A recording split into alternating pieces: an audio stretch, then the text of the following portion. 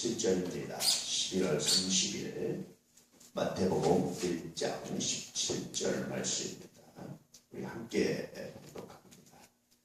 그런즉 모든 대수가 아브라함부터 다윗까지 연례되어 다윗부터 바벨론으로 사로잡혀갈 때까지 연례되어 바벨론으로 사로잡혀간 후부터 그리스도까지 연례되더라. 예수님의 역사적 인물을 이제 의미하는 겁니다. 참 재밌는 것이 예수님 당시에는 분명히 예수님 눈에 보였잖아. 그분이 진짜 하나님일까에 관심을 가졌어요. 근데 시간이 지나서는 정말 예수님이 역사적인 인물일까? 이 세상에 정말 존재했던 인물일까? 이런 것 가지고 사람들이 관심을 가져요. 그것이 이제 역사적 예수 탐구 뭐 이렇게 이제 신학자들이 말하는 건데요. 참 재밌습니다. 그러니까 예수님 당시에 눈으로 보일 때는 그분이 진짜 하나님일까? 한참 시간이 지나서 많은 사람들이 다시 고백하기를 그분이 진짜 인간이었을까? 이 땅에 존재했을까? 뭐 이런 것 가지고 이제 정반대의 관심을 가지고 고민을 합니다. 근데 그 당시 이 마태복음은요, 굉장히 놀라운 것이 뭐냐면 그분이 진짜 이 땅에 존재했다라는 사실을 말해주고 있는 거예요. 사실은 마태복음에 이것이 기록된 이유는 마태는 유대인들에게 복음을 전하기 위해서 그런 목적으로 이제 쓰입니다. 그러니 유대인들은 족보라는 이걸 거의 외웠어요. 우리나라 사람도 족보 중요시하겠지만 유대인들은 굉장히 중요시해서 이것을 다 외웠단 말이죠. 그래서 족보를 쭉 이야기하면 맞다 그렇다라고 사람들이 인정을 하는 거예요. 그분이 다윗의 자손 맞다, 다윗의 혈통 맞다라는 인정을 합니다. 왜냐하면 족보를 거의 외웠기 때문이고, 두 번째는 메시아는 반드시 다윗의 혈통이다, 다윗의 자손이다라는 그런 예언이 있었기 때문에 메시아의 가장 기본적인 조건이 다윗의 자손이었어요. 그래서 마태는 이것을 기록한 것이 예수님이 예언된 메시아 그런 조건을 갖추고 있다라는 것을 설명하기 위해서 이것을 기록했는데, 시간이 한참 지나서는 이것이 그런 의미보다도 많은 사람들이 어떤 의미를 다가왔냐면 정말 그분이 역사상에 존재했던, 실제 존재했던 분입니다 라는 또 증거로 사용되기도 합니다.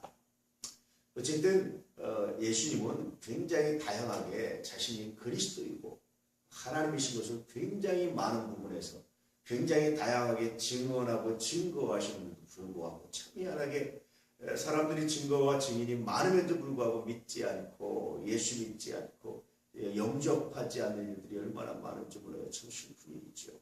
그래서 늘 말씀드렸지만 예수 믿고 구원받는 것이 기적이 아니고 끝까지 안 믿고 끝까지 거절하고 지옥 가는 것이 정말 기적이 아닐까, 그런 생각이 들 때가 참으로 많습니다. 늘 종종 말씀드리지만 저는 역사를 참 좋아해요.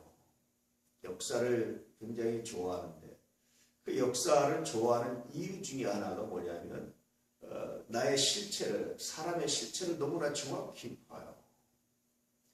역사의 인물들 중에요, 거의 대부분 뭐 사실은 거의 몇 퍼센트지요. 몇 퍼센트 태어났다 죽었다라고 기록되지 않은 사람이 없습니다. 성경에 나오는 죽을 보지 않고 승천한 사람 외에는요, 다 태어났다 죽었다, 태어났다 죽었다, 태어났다 죽었다, 그렇게 다 기록되어 있어요. 그래서 그것을 볼 때마다 삶이 이렇구나라는 것을 새롭게 생각을 하게 되기도 하고요. 또 역사를 보면요, 막 그냥 권세를 가지고 막 휘둘렀던 사람들이 나중에 또 이렇게 당하는 것도 보고 여러 가지 거예요. 그래서 느끼는 것은 그 순간적인 권세나 순간적인 빠져가지고 인간의 실체를 망각하고 살아가는 것이 얼마나 큰 죄고 얼마나 큰 미련함인지를 새삼스럽게 깨닫게 돼요.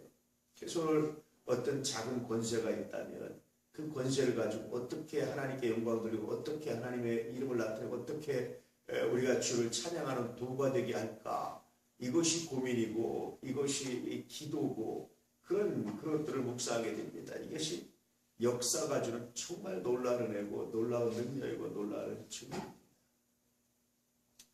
그래서 여러분 다시 한번 깨닫는 것이 뭐냐면 예수 믿는 것의 가치, 예수 믿는 것의 은혜, 이것이 정말 놀라운 가치가 얼마나 귀하지. 내가 예수 믿었기 때문에 구원을 하고 예수 믿었기 때문에 죽었다라는 것 앞에서 참 담대할 수 있고 참 감사할 수 있고 구원받았다라는 사실에 참 감동할 수 있고 그렇거든요. 그것이 얼마나 귀하고 아름다운지, 그것이 얼마나 놀라운지 새삼 저렇게 묵상하게 되고 감사하게 됩니다. 역사의 인물 중에 정말 존경할 만한 분이 세종대왕 같은 분이잖아요. 아마 제가 알기로 세종대왕이 54세인가 죽습니다. 그래서 늘 또 50세에 죽은 분들, 40몇 세에 죽은 분들, 쭉 분들이 있어요. 그분들 보면 늘 제 어떤 지나갔던 나이들과 이렇게 일치시키면서 이분들의 삶이 내 나이 때 이랬다면 나는 뭔가 이런 생각을 해보고 내가 하나님 앞에 어떻게 살아가야 될지를 묵상하게 되고 그렇습니다. 여러분, 예수 믿으십시오. 정말 예수 믿는 것 외에는 다른 방법이 없습니다. 예수 믿으십시오. 그냥 설프하게 믿지 마시고 이왕 믿는 것 제대로 믿으셔서 그 하나님 은혜 가운데 구원을 노래하며 기쁨을 노래하며 하나님 나라의 상급을 쌓아두고 살아가시는 귀한 은혜, 귀한 능력이 있기를 진심으로 축복합니다. 아마 가장 핵심적인 복음은 다른 게 아닙니다. 예수 믿고 구원받으십시오. 오늘 예수님에 대해서 이렇게 축복까지 이야기하면서 자세하게 말해주고 있는 것은 그분이 메시아고 그분이 구원자고 그분이 하나님이시고 그분만이 우리의 유일한 구원자라는 사실을 증거하기 위해서 굉장히 큰 증거를 내놓으시는 거예요. 축복까지 동원하시는 하나님의 열심을 여러분 기억하십시오. 그러고도 우리가 믿지 않는다면 정말 핑계할 수 없습니다. 어떻게 핑계를 댈 만한 것들이 아무것도 없습니다.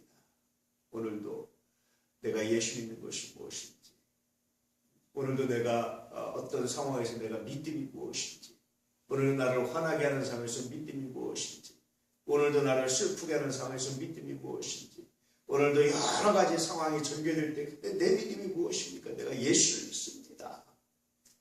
이런 고백을 가지고 살아갈 수 있는, 그래서 죽은 신앙이 아니라 살아있는 믿음, 살아있는 신앙을 소유하고 살아갈 수 있는 그런 거룩한 날, 능력의 날, 은혜의 날이 되시기를 주의 이름으로 축복합니다. 오늘 주의 구원이 우리 모두에게 임하며 주의 은혜가 오늘 우리 모두에게 임하는 거룩한 역사가 있게 될 줄로 믿습니다.